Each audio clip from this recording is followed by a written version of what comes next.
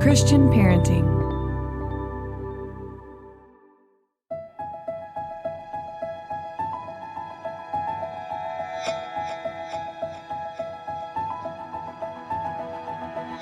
Welcome to the Living Wholehearted podcast. We are Jeff and Tara Mattson, a husband and wife team who is shrinking the integrity gap in our own lives and helping others do the same. I'm a leadership and organizational development coach, and Tara is a licensed marriage and family therapist. We believe that if you have a following, you are a leader, and how you lead matters. Whether you are leading in the home, work, or community, we are bringing you biblical, clinical, and relational wisdom to help you in every relationship that matters most to you. None of us do this perfectly, but we are leaning into the reality of our humanity and profound wisdom of grace.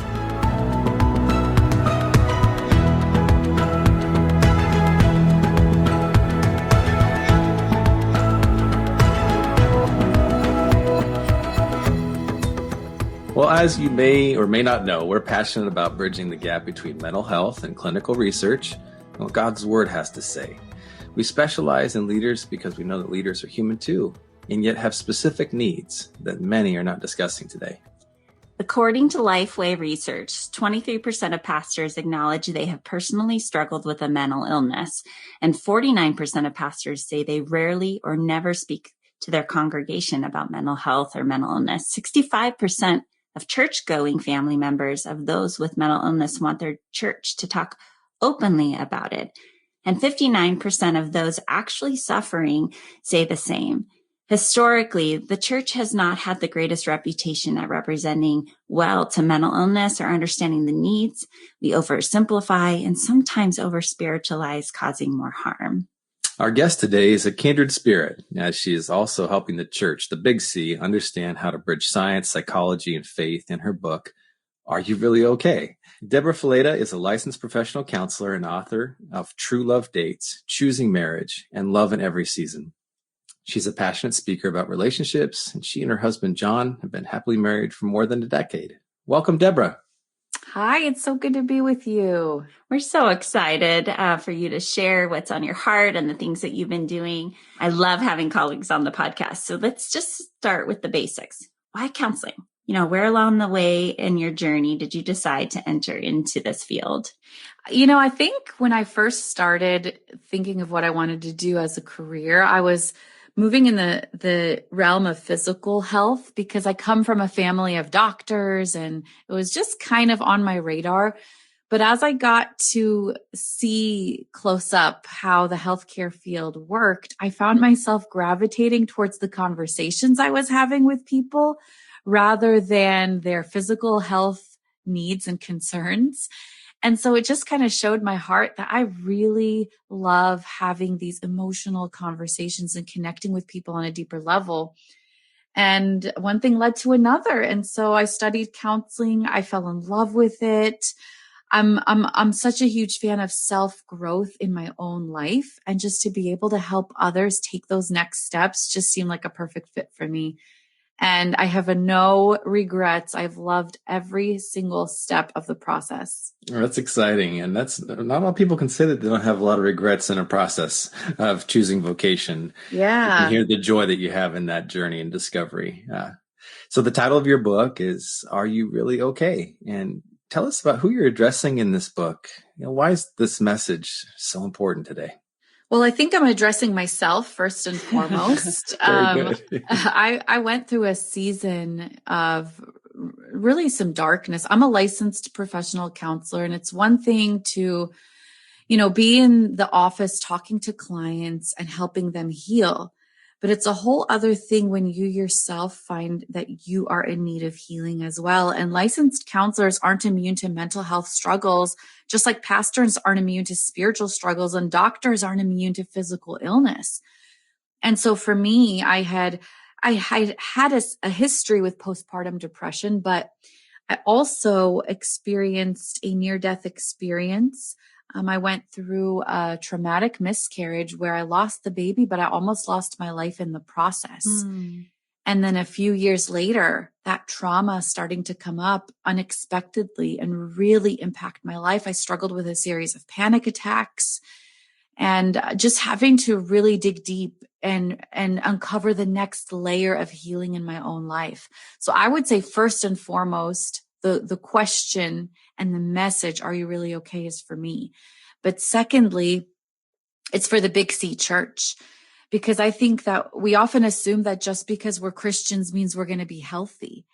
But we don't make that assumption with our physical health. I mean, if I told you when you come to Jesus, all of a sudden your blood pressure is going to be just right, your BMI, your cholesterol levels, you would probably chuckle. That seems like an absurd expectation. But we tend to have that same expectation when it comes to our emotional health and our spiritual health. We just assume that because we're Christians, we're good to go. But again, I see the aftermath of that false assumption when I have counselors, pastors, leaders, teachers in my office who are struggling with their own mental health and not sure where to turn. So this book is for me, and it's for you and anyone who wants to take the next layer of healing in their life. It's really important. You talk a little bit about kind of those messages that are often less about a direct message. No one from the pulpit is maybe preaching exactly that, that you'll meet Jesus and then everything will be okay. But there's a lot of subtle undercurrent messages that we receive. What are some of those confusing messages that maybe the church today is running interference and integrating our spiritual, our emotional, our mental, and our physical health, and understanding that it's a slow and steady process? Yeah. Honestly, I remember a personal story where I was on the tail end of postpartum depression. Like my hormones had crashed and I was in a pit for quite a significant period of time. And I had just kind of come out of that. And I remember meeting with a group of people, one of which was a pastor, and we were having a conversation. And I'll never forget him saying, unbeknownst to him, that I had just come out of the pit of depression. He said, true believers don't suffer from depression. They can't. Because if you're a true believer, you have the Holy Spirit at work in you. And I just remember that feeling of just my stomach sank, my heart hurt because I knew what I had just come out of. And I knew I loved Jesus, and I knew that my faith was at a good place. But I also knew that it was in the pit of depression that I felt Jesus the closest. And for him to question my faith, it really stung. And I think sometimes as Christians, we tend to do that, like you said, maybe not directly, but subtly. We wonder if it's a question of our faith. We wonder if we're not strong enough. We wonder if there's sin in our life. And I'm not saying that sometimes those things aren't a component to it, but just to take that broad brush stroke and heap shame on people who are already hurting, it just causes more damage. And I think we have a long way to go in this conversation and normalizing mental illness and the struggles that we face as Christians. And educating leaders, especially in the church, right, about what trauma does and how trauma can be healed, actually, and the impact of it, rather than just minimizing it or lumping it into the sin category. My goodness, right. We call that spiritual abuse. What happened there? And but it wasn't overt. It wasn't, the pastor probably wasn't doing that intentionally. It was just, right, again, from a lack of understanding, sometimes of our own compassion towards our own stories. Yeah, you address trauma in your speaking about it in your own personal journey, and in your book you address it and getting into the roots. That language is music to our ears because we live in that trauma connection with leaders. We think that there is a really significant connection there, but unpack that a little bit more about trauma. What are the key principles that you're discussing in your book that you want people to be thinking about? If we look at our health in the present, kind of like the growth of plants, a garden, for example. Just the other day, my kids and I were out in the garden and we were planting seeds and we were getting rid of all the weeds. And I think for us as Christians to understand that trauma and, childhood wounds are kind of like those weeds. And oftentimes our struggle in the present is actually rooted in something in the past that we haven't identified. And so what we do in the present is we try to get rid of it. We try to alleviate that weed that annoying thing, that bothersome feeling by just ignoring it, repressing it, snipping it from the tip, just kind of superficially dealing with it. But then it comes back again and again, because just like a weed, if you don't get to the root, you can't really heal. And for many of us, I think we make light of our past experiences, our childhood wounds. You guys might not know this, but I'm actually doing a series on my podcast with some of the top Christian leaders and teachers and asking them, are you really okay? Because I think these conversations need to happen from the top down. And one of my conversations with Pastor Matt Chandler on air, he talks about how at one point not dealing with his childhood wounds caught up to him. And he said he used to think that childhood wounds is quote unquote like this silly theory until it actually started affecting him. And so it just goes to show you that we've got all these roots, whether we're pastors of mega churches or whether we're, prisoners or whether we're just regular old men and women, we've got stuff to deal with in our past. And if we don't deal with it, it begins to impact our present. I love that analogy, the roots and the weeds. And in fact, we often will tell our clients, coaching, coming in for our counseling practice, that's the work we do. We don't pluck weeds. We pull the roots up, and it can look really ugly for a time, Debra, right? Like if you think about your garden and you're pulling up all the roots. I remember trying to weed after ignoring my garden for a really long time. I have a pattern of that. And I can see it's such an analogy for our emotional, mental health as well, and relational health, right? Of ignoring the weeds. And it got so bad that those roots were wrapped around the roots of the healthy vegetables. And I had these beautiful raspberry plants that were growing, and those weeds choked the life out of that. And so how vital it is to be able to pull those roots up, but sometimes we pull up good things with it too. And it's not a fun process, but it's a necessary one. So I appreciate that analogy. And I think it's a great visual for all of us to look and to listen and to recognize that weeds keep growing, right? They just don't go away. It's not a once and done process. There you go. Yeah. Absolutely. So that kind of normalizes it for us all, right? Like it's not a one and done. So let's talk a little bit about boundaries. You address that in your book, and the goal of learning how to say no and have boundaries is a part of a person's overall health. Speak to that a little bit and what boundaries are. And then, really maybe speak to how they are biblical. One of the things that I have seen again and again in the pattern of leaders, pastors, teachers, high efficiency type people, I put myself in that category because I love to get things done. I'm one of those people that wants to maximize my time. I'm always multitasking. I'm doing a million things at once when I can.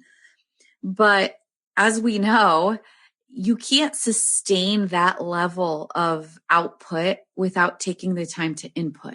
You just can't. I mean, it's impossible, because you'll eventually run out of gas and you'll find yourself living on E if you don't take the time to fill up. And filling up is essentially what boundaries is all about. It's about putting those barriers around your life to protect yourself so that you have a chance to fill up, so that you have a chance to breathe, so that you have a chance to pour what you need into your own personal health. And for me, I find that I'm most effective as a leader and teacher and as a counselor and as a mom and as a wife when I pull back and make sure that I'm taking time to be filled.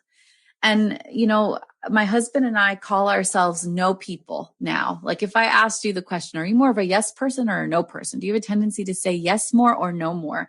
We have learned along the way that there is power in no. We use the word no like a surgeon uses his scalpel to kind of take out the bad things in our life. And sometimes they're not even the bad things. They're just the okay things, the unnecessary things, the good things, but not the best things.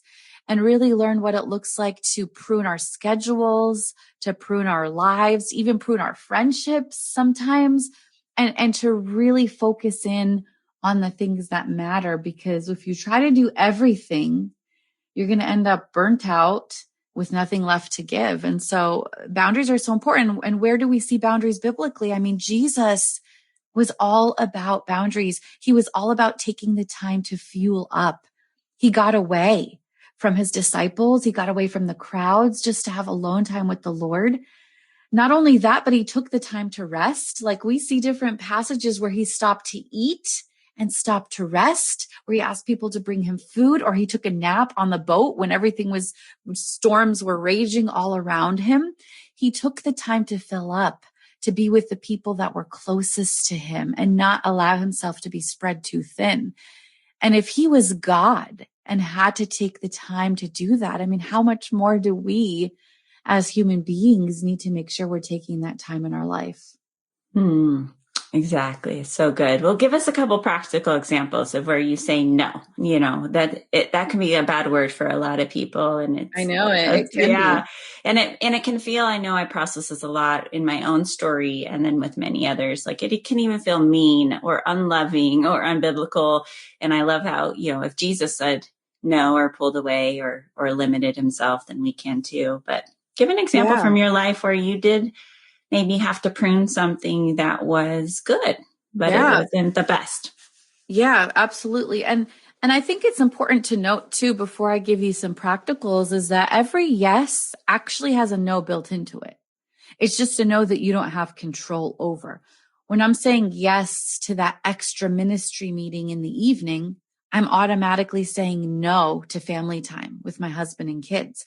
So there's a no built into every yes. And so it's just an indirect no. So when we can take power and control over our no and use it intentionally, I think we can accomplish so much in an intentional way. So for me, let's even just talk about my personal life with the kids. Our kids, we have 4 kids, and they know that they can only be involved in one thing at a time when it comes to extracurricular activities, because we don't have the time to run this child here and then that one there and be at a million different places at once. So we've really limited their schedule. Another area I say no is I take one day a week that is just my Sabbath day. So no to work, no to social media, and I'm just kind of focused in on my family. Another area that I say no in is when it comes to projects. I'm a podcaster, an author, a counselor. And so I kind of tackle these things one at a time. So if I'm in book season, I'm not going to be able to be producing as many podcasts as normal.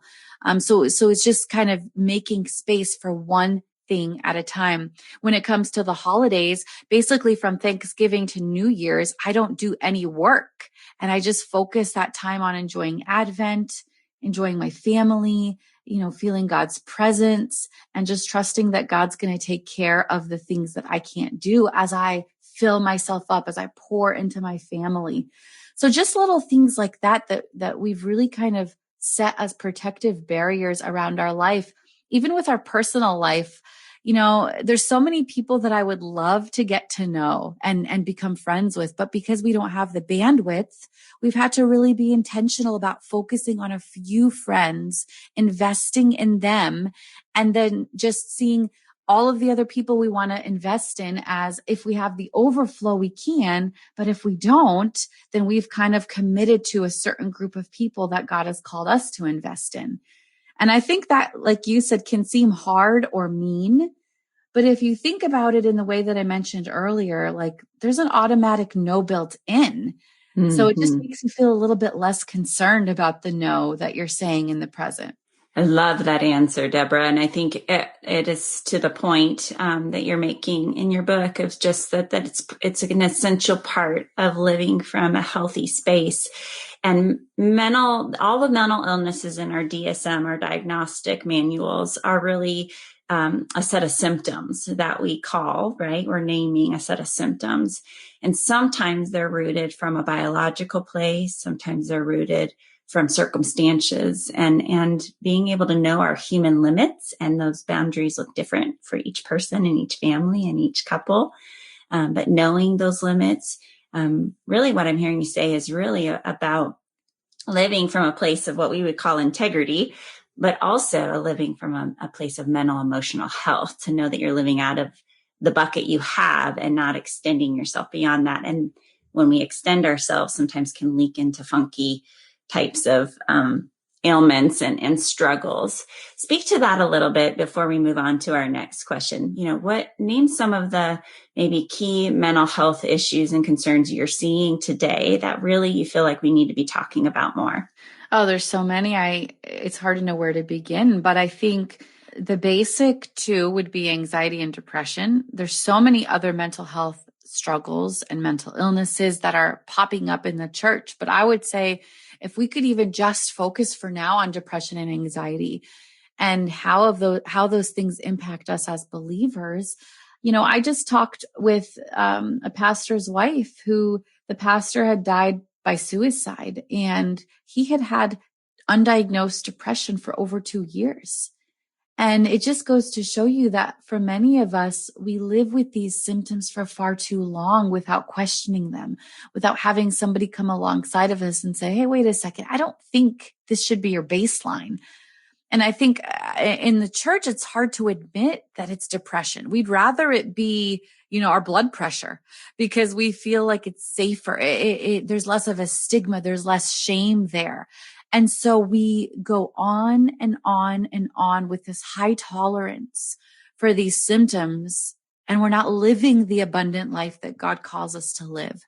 When Jesus tells us that the greatest command is to love the Lord our God with all our heart, soul, mind, and strength, I see that in a very representative, tangible way. Heart represents our emotional health, soul, our spiritual health, mind, our mental health, and strength, our physical health.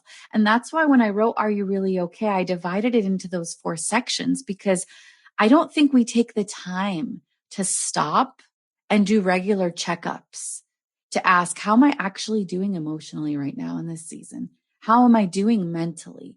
How am I doing spiritually and physically? Because all of these things are connected. And if we're to love God with our heart, soul, mind, and strength, part of that is taking inventory of our mental health on a regular basis, checking in, seeing how we're doing, taking the next steps toward healing. I think sometimes we have a tendency to just focus on spiritual health alone and hope that everything else falls into place when we do. But I don't think Jesus would have specified heart, soul, mind, and strength if he didn't understand that we were holistic people needing to align all of these parts to who God has made us to be. And he loves us, and that's why he's calling us to do it, and that's why he showed us how to do it, right? With the examples that you gave, how he took time to eat, right? Mm-hmm. Take care of his hunger as being fully human and fully divine, right? To sleep and so on and so forth. And I think that, we're right there with you. Gosh, this is so fun to hear somebody else that's just talking about these things as well, because we just need more and more and more normalizing of our humanity and our need as believers to be working on the things that we need help with as well. And as we model healthy vulnerability, leaders do that, right? From the pulpit, from in the C-suite of their business or nonprofit, wherever they're doing that, as they model that healthy vulnerability, talking about their own journey of integrating and taking attunement to their physical, spiritual, emotional health, they empower others to do likewise, right? The stigma comes down. And again, finding that healthy vulnerability is the key. Can you speak to that? How does a leader take steps in growing in that way from where they are, particularly Christian leaders, right? Which we can oftentimes is one of the most hardest spaces of leadership, because now we have the God element in it and the tendencies that we're vulnerable to somehow try to keep his reputation intact while we are struggling with depression or anxiety or so on and so forth. Right. Speak to that a little bit. How do we help those leaders? First of all, I've been so encouraged by our current cultural shift. I would say over the past few years, I have seen a shift in leaders who are courageously paving the way to open up about how they're really doing. And, I mentioned the podcast series that I'm doing where these leaders are coming on to talk about how they're doing on air. But that's not a necessity. I mean, that's a bonus, right? That they're doing that. But the key isn't to share your struggles with the world. The key is to make sure that you have a few people in your life that you can be open and honest with. I've been so encouraged by the amount of leaders of mega churches and pastors who are enrolling into counseling in this season. And the people that I have personally worked with who are saying, you know what? We might be mature spiritually. We might run this entire church, but we know we need to stay on top of our emotional and mental health, because emotional and mental health isn't something you're born with. It's not this natural ability that you have. It's something that you have to learn and train along the way. And they're recognizing their limitations and calling out for help. And I think when leaders begin to model that, it begins to change the conversation. I have seen pastors from the pulpit talk about their journey with counseling. And to me, that is just the most exciting proof that things are starting to change, that there is a shift, that people are starting to recognize their need for mental health and start having conversations. And I think especially after 2020, you read some of those statistics, the increase in diagnoses, the increase in medications. 2020 brought so much to the surface that exposed so much. And I'm really believing that 2021 is going to be the year of healing for those who are willing to be intentional about starting to do the work. But I am encouraged, and I hope that you guys are seeing the same thing. But there seems to be something happening. There is a shift, and it's starting with this generation, and it brings me excitement to think about what's going to happen in our future. I love that encouragement, Debra. And I'm thinking we might even be the years of healing, maybe 21 to 22, 23, because this process, as you start to recognize, oh man, then it's a life journey of just continuing allowing the Lord to have all of who we are. And so I'd love for us three to model, Debra. So I'm putting you on the spot. I do this to my husband all the time. Oh boy, here we go. But let's model. What are the things that we are coming to the Lord? Maybe things that we've had to work on in our own mental health, emotional, spiritual health, or that we're working on, or it's a part of accepting. I think that's another thing that we do as modeling, is saying, this is a part of my humanity, and I have to keep it in process with my safe few people and with the Lord. And so I'll start, and then either of you can jump in, but I'll start where I recovered from an eating disorder, bulimia. I struggled with that for years. I've struggled with perfectionism and really overachieving high expectations and having to lean into grace. And really at a fundamental level, I struggle still to this day with anxiety. I think I have the anxiety gene. And it doesn't look like worry for me. It looks like achievement and high capacity, move. And so I have to really be in tune with my body, my emotions, and have my regular rhythms, including checking in with what I'm drinking. I gave up caffeine a long time ago. Yeah. And I have to work with doctors around my hormones and around my anxiety levels. So that being my own confession, but it's this sense of, I'm doing that with my own people, and I'm doing that with my own counselor, my own coaches and mentors, and my team. All right, who's next? Well, I'll go next. Oh, you go. Okay. We're like jumping at the bit. Right. This is a good sign. I had mentioned earlier about my struggle with panic attacks and how I kind of went through that for the first time in my life, where what was happening is my body, my amygdala, the part of the brain that remembers emotional memory, was starting to recall some of the things I experienced in my near-death experience and starting to overreact, send out those false alarm signals in my body that, caused me to go into fight or flight mode and have this anxiety response. An anxiety attack is essentially a physical manifestation of underlying emotional distress. Mm-hmm. And that's what was happening with me. And, even as a counselor, even though I eventually was recognized what was happening, I still needed help to deal with it. And for me, that meant enrolling in a season of counseling. That meant starting on medication, an anti-anxiety and an antidepressant medication to kind of recalibrate my body. And it's funny, as much as I, advocate for medication as needed, it was hard to take that step personally. Yeah, totally. Yeah. Because it's like, oh man, do I really need this? Yes, I did. And I am so glad that I went that route for me personally in my story, because the Lord used modern medicine and counseling to help bring me to a place of balance. And now my life is kind of focused on keeping myself in that place of balance. And like you mentioned, watching my hormone levels, watching my stress levels, making sure that I am staying at a healthy place.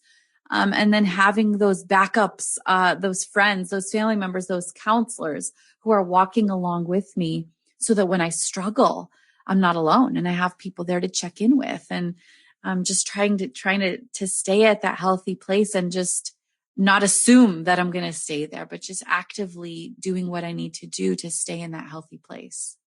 Thank you. Yes, thank you. And I'll just say for me, I mean, Tara and I have been, we've been checking ourselves into our marriage counselor to work on our relationship and fine tuning for a couple decades, and so shout out to Debra. Thank you, Debra. And awesome, Debra. And yeah, right. The other Debra in our lives. And even right now, just here coming in the next week, I'm be working with a clinician to help with some PTSD stuff that's come up in my own life. And I'm going to be submitting myself to something that I've broadcasted and encouraged so many other people to do. And that's EMDR. You're probably familiar. Yeah, and eye movement desensitization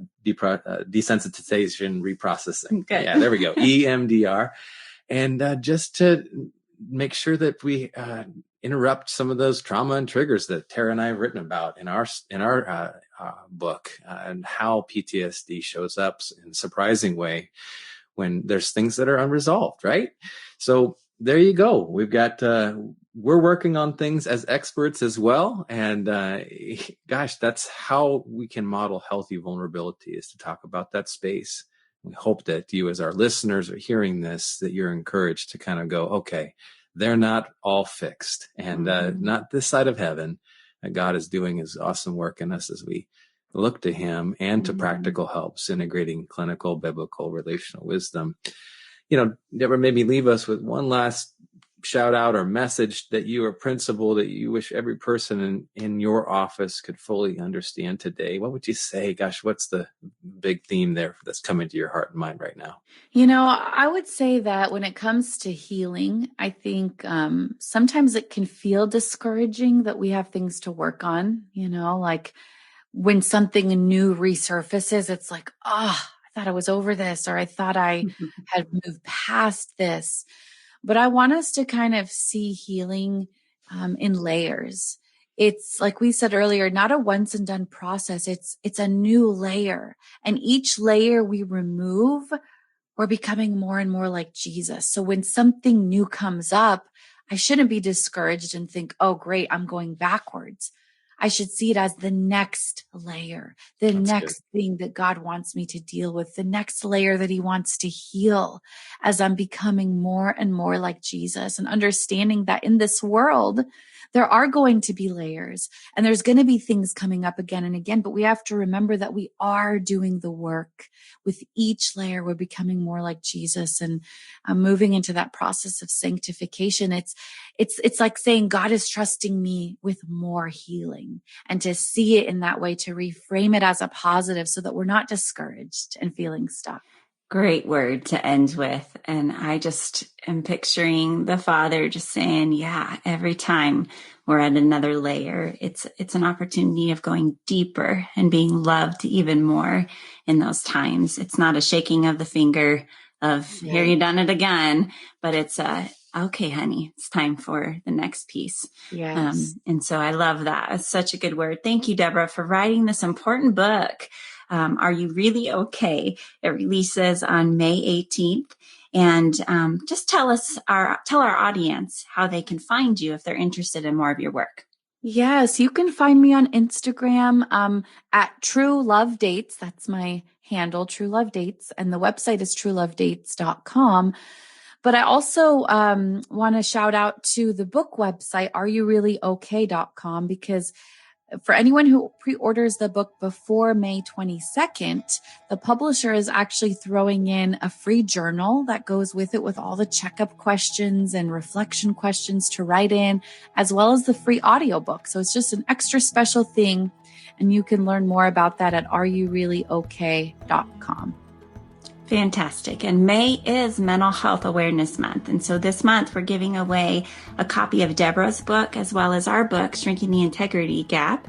If you want to be entered into that drawing, you go to livingwholehearted.com and join our newsletter. We only send you one newsletter a month, but if you're interested, we always draw somebody from that group and you get free books. And today we're giving away one of Debra's.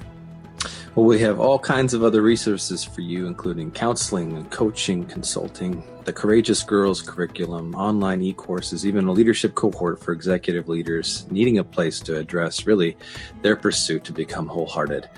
Our next cohort application will open late this summer. Until next week, grab a journal or a trusted friend, start talking about what you noticed the most in today's episode. We love hearing from you personally, so send us an email, review, or DM us at living_wholehearted or at Tara Mattson on Instagram. We do read those and would love to connect with you.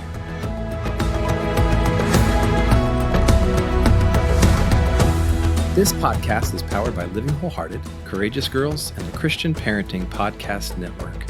Thank you for joining us in this critical movement of shrinking our integrity gaps between what we preach and live.